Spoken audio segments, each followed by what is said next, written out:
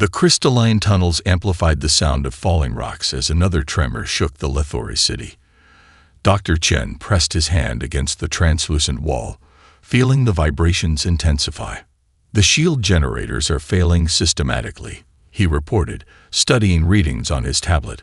"Without reinforcement, the entire northern quadrant will collapse within 72 hours. Commander Reyes watched as Lethori children, their tendrils shorter and glowing with a softer purple hue than the adults, were ushered deeper into the warren of tunnels. Their movement was graceful despite the panic, like underwater dancers performing a solemn ballet. "How many?" she asked. "Approximately 17,000, replied the Lethori elder, Veshtalin, its thoughts projecting directly into her mind.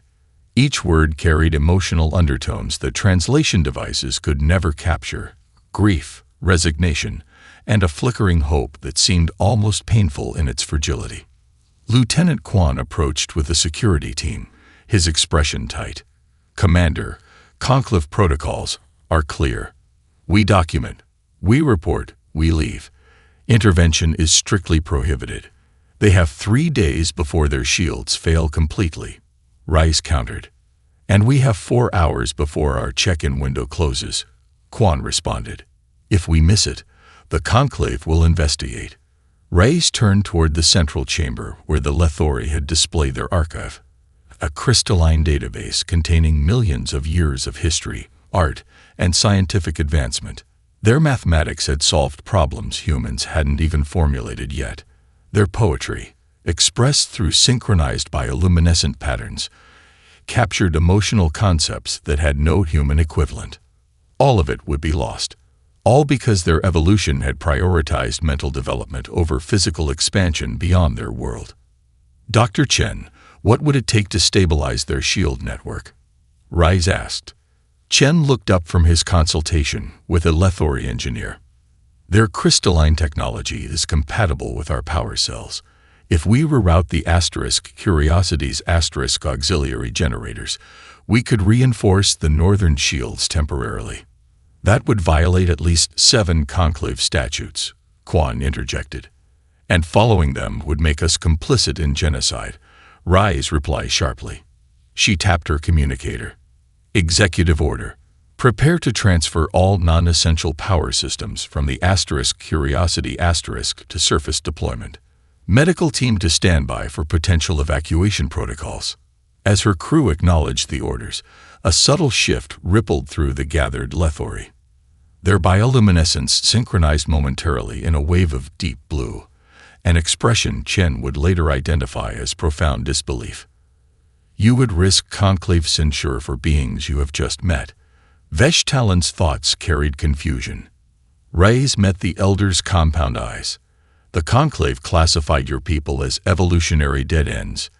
Yet in the few hours we've been here, you've shown us mathematical proofs that outstrip our most advanced theories. Your crystalline computing makes our quantum systems look primitive." She gestured to the archive. "The conclave isn't protecting natural selection. They're ensuring no one challenges their technological dominance." As the human crew began unloading equipment from their shuttle, Veshtalin led Reyes deeper into the city, past chambers they hadn't shown the visitors earlier. In a vast spherical room, suspended in a gelatinous matrix, floated what appeared to be a small spacecraft. "We were not always confined below ground," the elder explained. "Before the radiation storms, we had begun reaching toward the stars." The vessel was unlike any design Reyes had encountered, organic yet precise, with crystalline components that seemed to pulse with the same rhythm as the Lethori themselves. The conclave representatives who found us studied this prototype. The next day, they informed us we were unviable for integration and departed. 3 days later, the first radiation storm arrived. The implication hung in the air between them, unspoken but unmistakable. "Show me everything," Reyes said quietly. "And then we're going to need a much bigger ship." Dr. Elena Vorel, the ship's lead xenobiologist, studied the holographic projection of their target world, Ta City, designated on conclave charts with the innocuous code ET-378. non-viable indigenous life. Atmospheric readings match the conclave records, she reported. High oxygen content, trace nitrogen, unusual concentration of particulate matter in the upper stratosphere. Chief Security Officer Quan frowned at his display. That particulate isn't natural. Composition suggests industrial pollutants. From a supposedly non-advanced species. Monroe raised an eyebrow. Quan's mouth tightened. The conclave report is 60 years old. Things change. As the second chance approached the night side of the planet, the truth became clear. Sprawling cities covered nearly 30% of the visible landmass, their lights creating constellations against the darkness. They're spacefaring, Vorel whispered, pointing to orbital structures clearly visible around the planet. These aren't evolutionary dead ends. They're a thriving technological civilization. Monroe's communicator chimed with an incoming transmission from Admiral Zhang. Her holographic form appeared on the bridge, expression grave. "Captain, our intelligence was incomplete," she began without preamble. "The Valari situation is more complex than we understood. They're not just victims of environmental collapse. They're refugees." "From what?" Monroe asked, though the sinking feeling in his stomach suggested he already knew. "Conclave peacekeeping operations," John replied. 57 years ago, the Valari developed faster-than-light capability. Within months, a conclave fleet arrived to evaluate their evolutionary viability. When the evaluation concluded they were culturally incompatible with galactic harmony, 3 billion Valari were relocated to their inhospitable moon. Their homeworld was reassigned to a conclave member species. Stunned silence fell across the bridge. "That contradicts everything in the official conclave charter," Vorel said finally. "The charter is a facade," John replied. "Our analysts have identified 43 similar cases in the past century alone. The pattern is consistent. When non-conclave species achieve certain technological thresholds, they're either subjugated or eliminated." Monroe glanced at the planet below. "So what's happening here?" "They're clearly advanced." "That's why you need to make contact immediately," Zhang urged. "According to our intelligence, the Taotians are weeks away from testing their first interstellar drive. Once they do, the conclave will come," Monroe finished. After Zhang's hologram faded, Monroe turned to face his crew. "Change of plans. This isn't a rescue mission anymore. It's a warning." 6 hours later, Monroe stood before the Taotian High Council. 12 tall, spindly beings with iridescent exoskeletons and compound eyes that reflected the chamber's soft light. Their translator technology was primitive but functional. "You bring distressing news, human." The first speaker's words emerged from the device. "Yet you offer no proof of these conclave intentions." Monroe activated his tablet, projecting images of the Lethori sanctuary, the displaced Valari, and numerous other species staved by the initiative. "We don't ask you to take sides in a conflict not your own," Monroe said. "We simply offer options the conclave won't. Continue your development with full knowledge of the consequences, relocate voluntarily to a sanctuary world, or disguise your technological advancement until humanity can help establish formal protections." The third speaker leaned forward, multifaceted eyes studying Monroe intently. "And why would humans risk conclave censure for species they've never met?" Monroe considered the diplomatic answer: mutual benefit, interspecies cooperation, strength in diversity. Instead, he gave the truth. Because 50 years ago, humanity nearly destroyed itself fighting over resources that seemed scarce but weren't. We came to the stars hoping to find teachers and friends. Instead, we found a hierarchy that echoes our worst mistakes. He gestured to the Lethori engineer standing beside him. "We choose a different path." As the council deliberated, Monroe's second-in-command approached with an urgent message. 3 unidentified vessels had just emerged from FTL at the edge of the system. The unmarked conclave observers had company. Ambassador Patel maintained her composure as the conclave security forces escorted her from the interrogation chamber. The corridor outside bustled with representatives from dozens of species, many averting their eyes as she passed. News of human interference had spread quickly through the diplomatic corps. "Ambassador," a voice called softly. Patil turned to find Mira Sen, her communications specialist, waiting with a Nexus tablet clutched tightly against her chest. The younger woman's eyes darted nervously to the conclave guards. "I have a secure channel to Admiral Zhang," Sen whispered. "And something else you need to see immediately." In the temporary privacy of their diplomatic suite, Sen activated a holographic display. "While they were questioning you, I managed to access some restricted conclave archives." "How?" Patil asked, impressed despite the circumstances. "The Lethori taught me a few tricks about crystalline data architecture," Sen replied with a slight smile. "The conclave's security is advanced but predictable. They never expected anyone to look where they've been told not to." The hologram displayed a star map with hundreds of worlds marked in various colors. Sen highlighted a cluster of red designations. "These are the species we know the conclave abandoned. But these," she indicated a much larger group of black markers, "are classified as evolutionary resets." Patel studied the markers, her diplomatic training failing to mask her growing horror. "There are thousands. According to the timestamps, the conclave has been resetting worlds for over 30,000 years. Sen's voice trembled slightly. "And Earth was scheduled for assessment next year." A notification chimed, interrupting the grim revelation. Sen's eyes widened as she read the incoming message. "The *second chance* has re-established contact.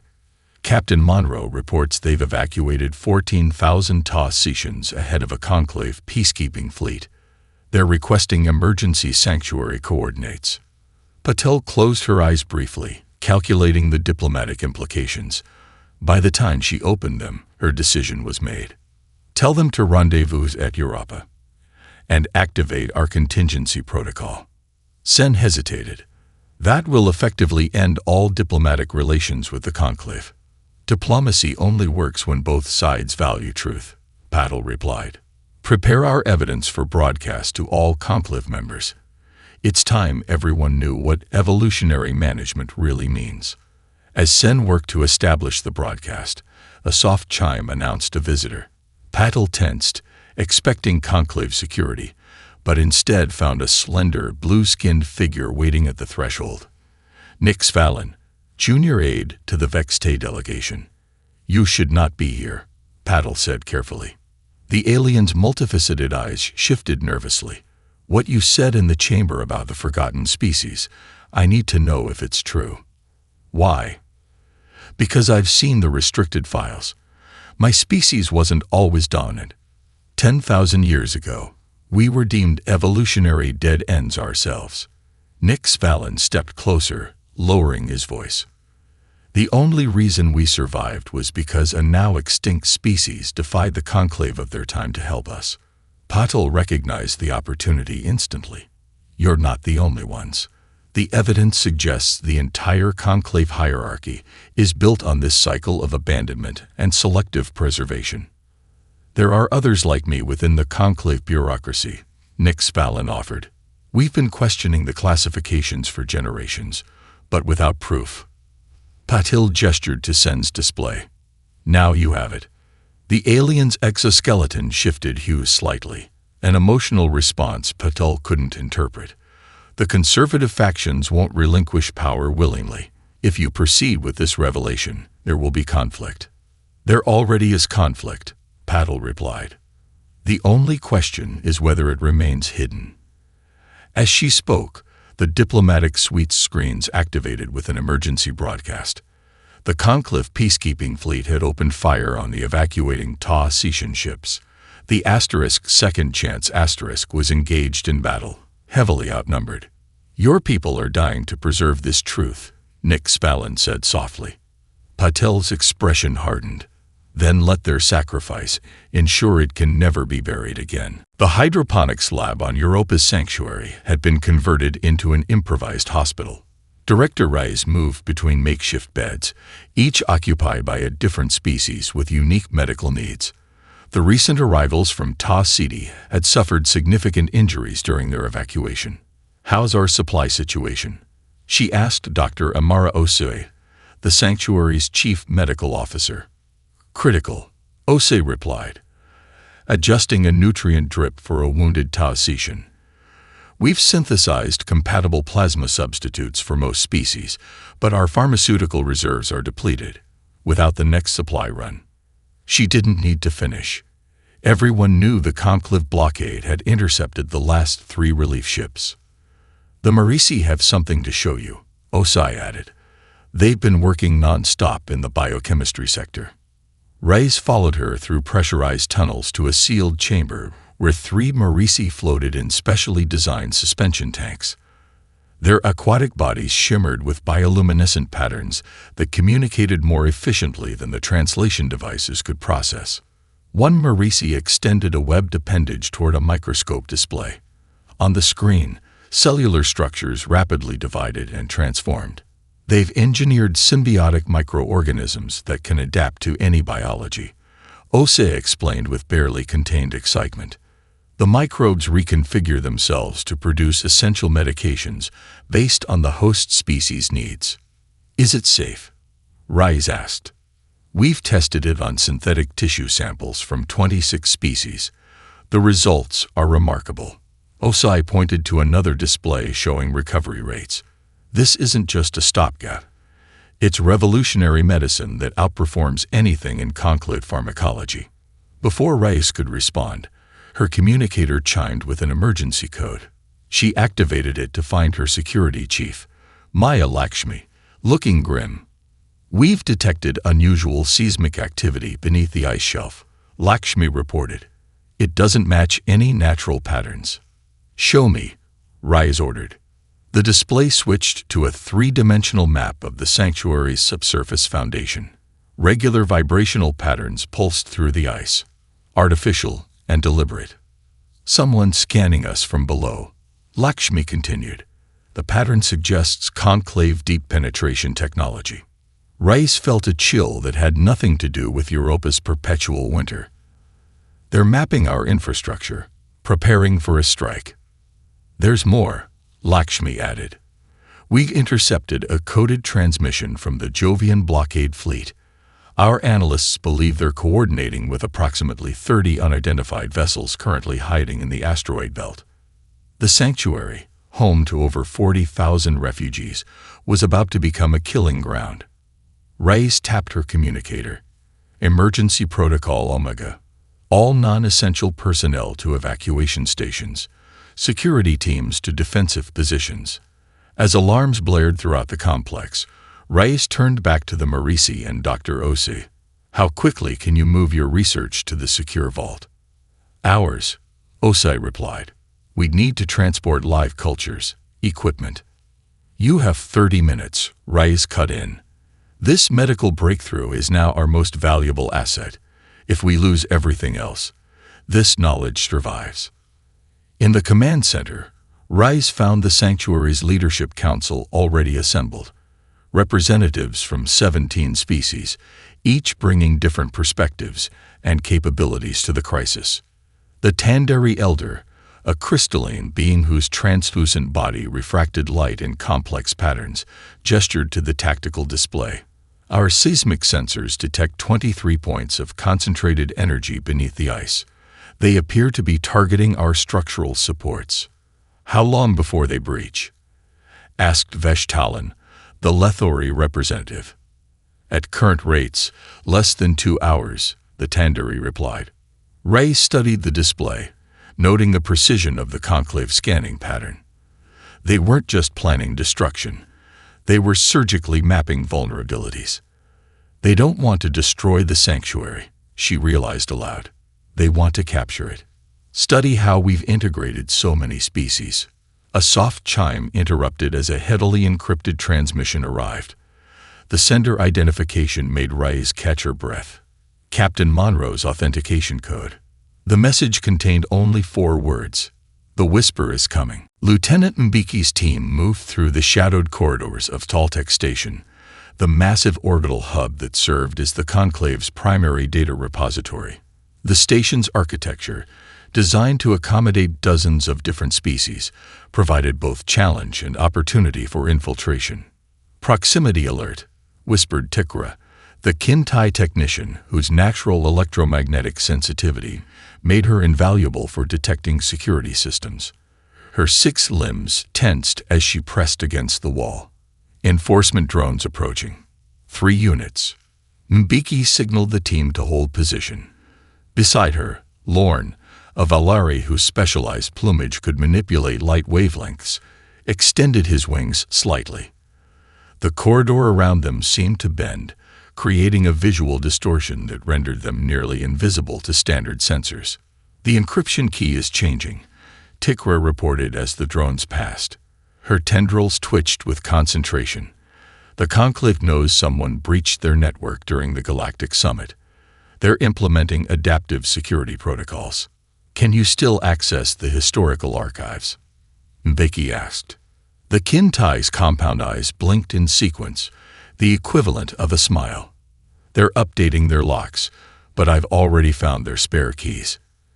In the central data core, Mbeki attached the specialized transmitter developed by human and Lethori engineers.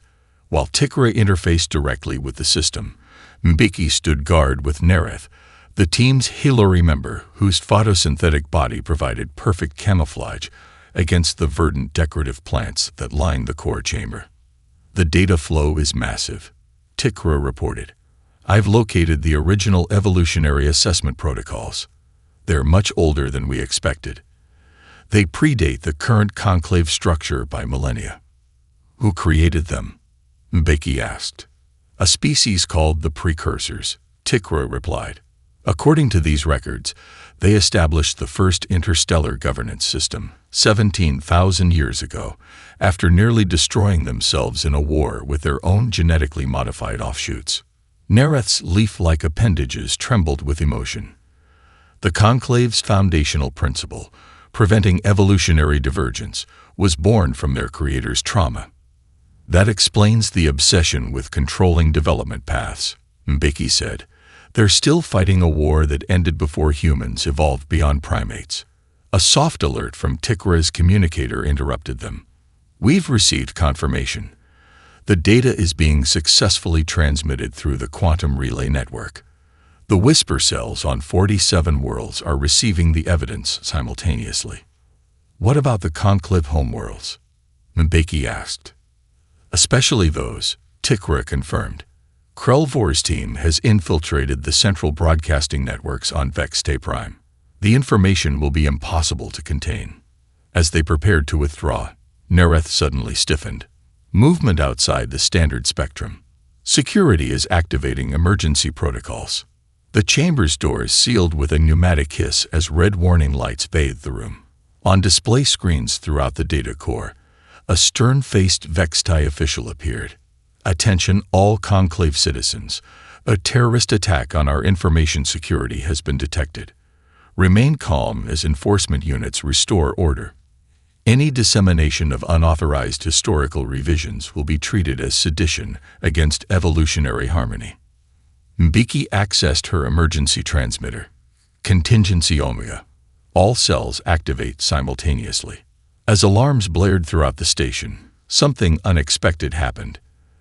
The displays showing the Vexte official flickered and were replaced by the face of Krelvor. "Fellow citizens of the Conclave," he began, his voice steady despite the risk he was taking. "For millennia, we have been told that our evolutionary management protects galactic harmony. Today, we learn it was built on fear, not wisdom."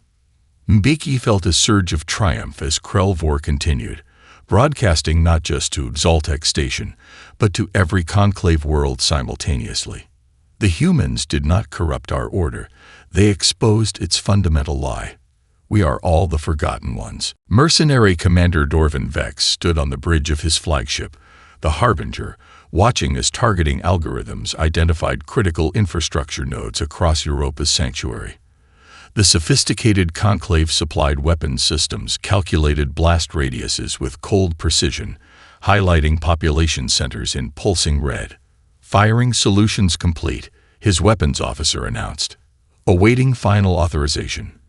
Vex's fingers hovered over the command console. In 16 years as a hired enforcer for various Conclave factions, he'd never hesitated before. Yet the transmissions from the sanctuary had affected his crew more than he anticipated. His second-in-command, Terran Mavic, approached with unusual tension visible in his posture. "The conservative faction is demanding immediate action," Mavic reported quietly. "But 3 more of our gunners have requested reassignment." "Reassignment?" Vex asked sharply.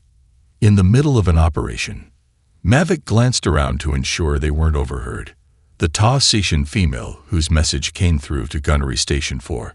She described a civilization identical to Mavic's ancestral homeworld.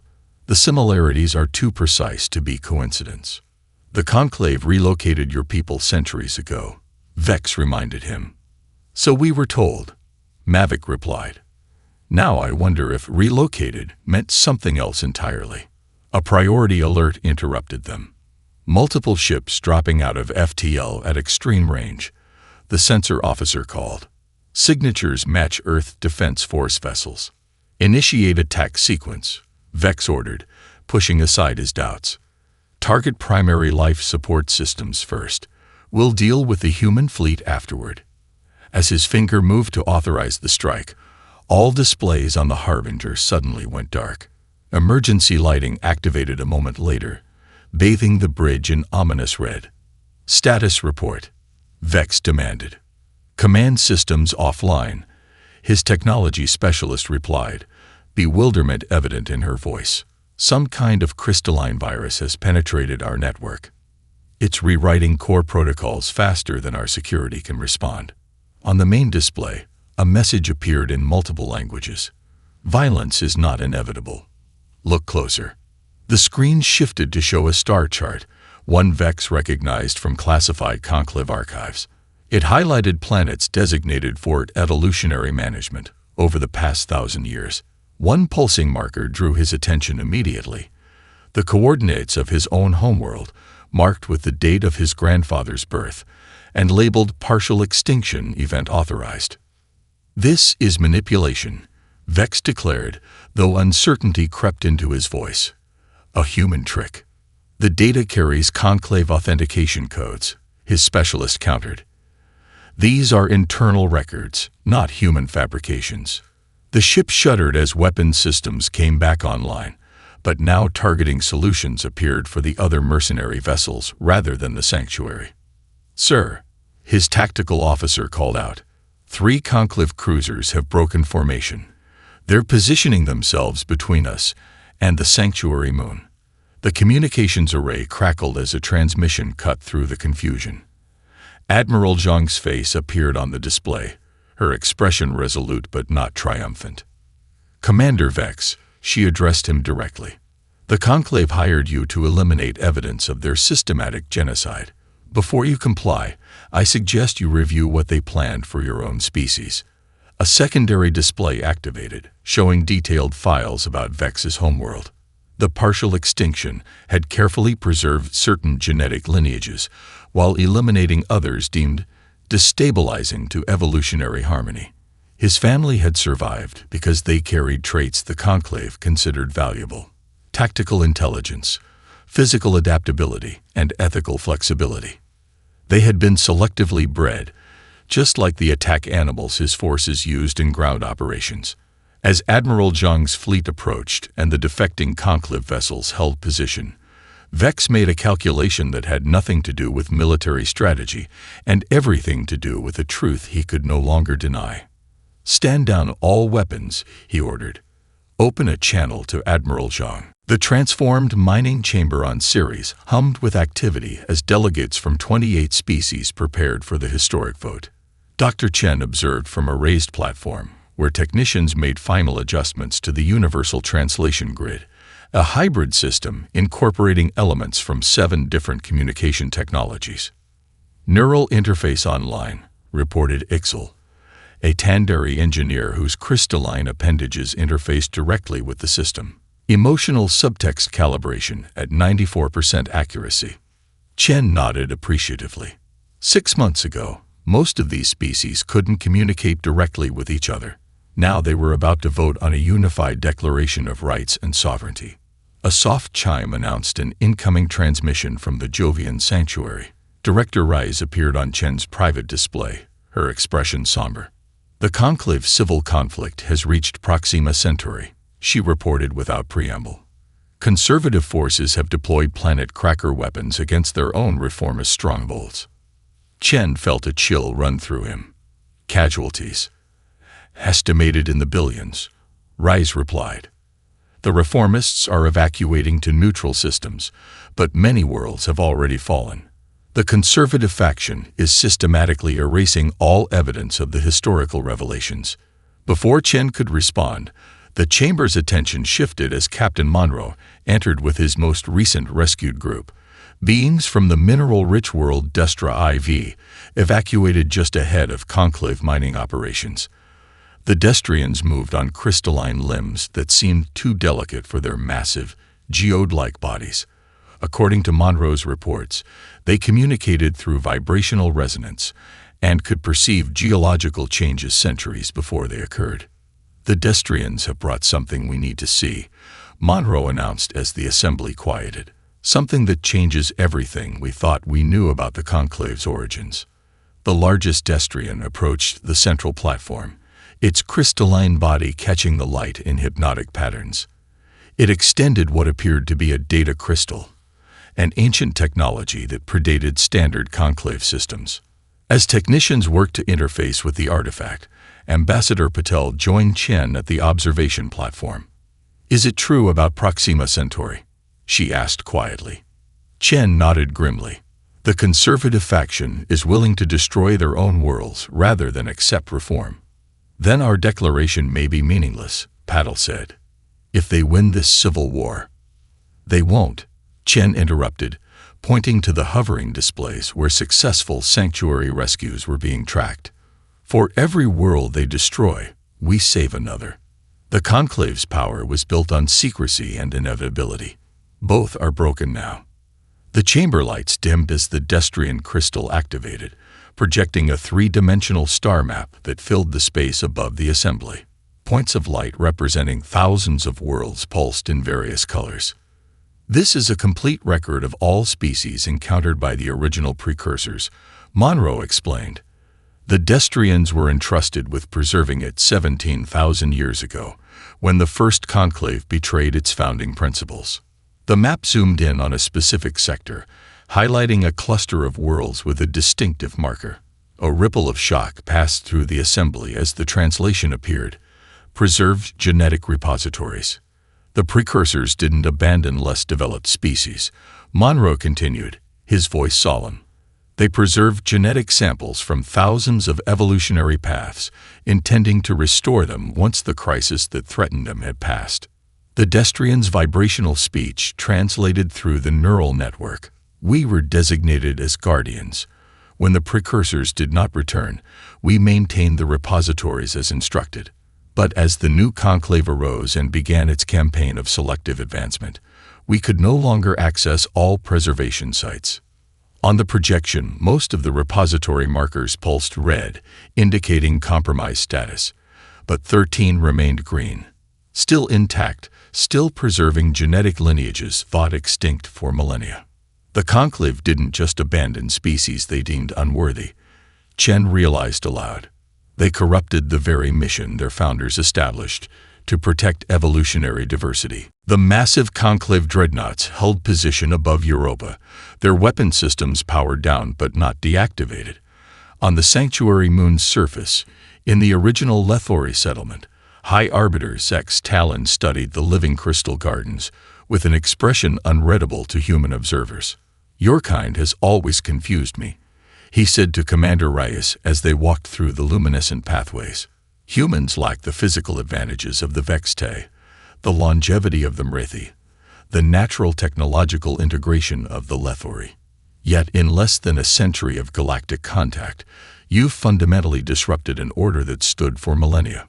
"Perhaps that's precisely why," Reyes replied. "We arrived without preconceptions about which evolutionary paths held value. They reached the central chamber, where representatives from Earth and the sanctuary species awaited. Admiral Zhang and Ambassador Paddle stood beside Dr. Chen, whose research on cross-species cooperation had become the foundation for the new diplomatic framework. Zex Talon approached the central table where the proposed Galactic Charter glowed on a holographic display. His 8 eyes studied the document, focusing particularly on the unprecedented dual-chamber structure. The traditional conclave of spacefaring civilizations, paired with the assembly representing developing worlds. My conservative colleagues would rather see the galaxy burn than accept this equality, he said finally. Yet you're here, Zhang observed. The High Arbiter's exoskeleton shifted hue slightly, a sign of deep emotion rarely displayed by his species. I have lived 7 centuries believing our system preserved order. Now I must live with the knowledge that I personally authorized 17 extinction events. He gestured to the charter. This document would position humanity as intermediaries between the chambers. Why should either side trust your species with such power? Before anyone could respond, the chamber doors opened to admit a procession unlike any previously seen in conclave space. Captain Monroe led a group of beings whose appearance caused even Zex Talon to step back in shock. Impossible, the High Arbiter whispered. The architects were confirmed extinct 12,000 years ago. The beings who entered resembled the precursors described in ancient conclave texts. Tall, luminescent entities with features that seemed to shift between solid and energy states. Yet subtle differences in their appearance suggested evolutionary divergence. Not extinct, Monroe corrected. Hidden. The 13th repository wasn't just a genetic archive. It was a sanctuary world where the architects continued their original mission, while their descendants created the conclave. The lead architect approached, its voice resonating directly in the minds of all present. We watched as our children's children forgot why we began our work. Evolutionary diversity was never meant to be controlled. It was meant to be preserved against the coming darkness. The being extended what appeared to be a hand toward the star map displayed on the chamber wall. The projection shifted, revealing a region of space beyond the galactic rim, where something massive and unknowable moved between the stars. This is why we seeded thousands of worlds with different evolutionary paths, the architect continued.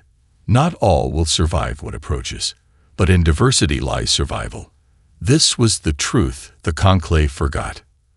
Zex Talon's composure faltered. What is it? We do not know, the architect replied. But it has consumed 3 galaxies in the time we have watched. It will reach the spiral arm within a century. The chamber fell silent as the implications became clear. The conclave's evolutionary management hadn't just been morally wrong. It had catastrophically weakened the galaxy's chances for survival against an existential threat. Admiral Zhang stepped forward, her expression resolute. Then humanity's role isn't to mediate between chambers. It's to help prepare all species for what's coming.